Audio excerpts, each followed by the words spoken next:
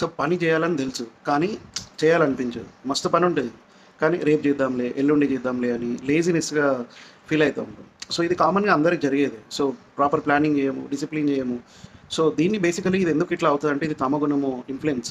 So తామగుణం అంటేనే అజ్ఞానం, నిర్లక్ష్యం, అలసత్వం, ఇంకా ఏదైనా అన్ని బ్యాడ్ థింగ్స్ అనమాట. ఇప్పుడు ఎక్సర్సైజ్ చేయాలనుకున్నా, మండే నుంచి స్టార్ట్ చేద్దాంలే, అది అటే పోతది. ఇంపార్టెంట్ ఒక కాల్ చేయాలి, ఆ తర్వాత చేస్తా అంటే మర్చిపోతా. ఆపర్చునిటీ వచ్చిందా, నాకెందుకు ఈ తర్వాత చూద్దాం, ఇంకో 2 రోజులైనాక చూద్దాం, ఖాళీగా ఉందాం ఇప్పుడు, ఎంజాయ్ చేద్దాం ఇప్పుడు.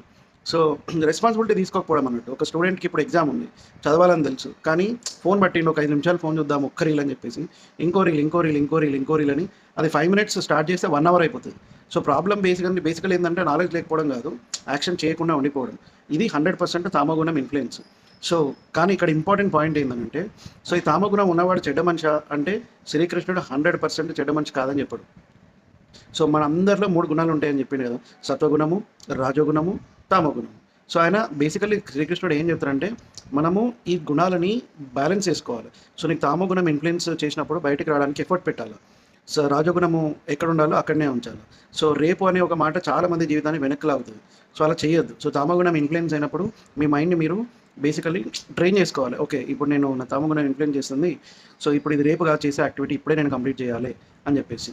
సో అదే తామగుణం యొక్క ఇన్‌ఫ్లుయెన్స్.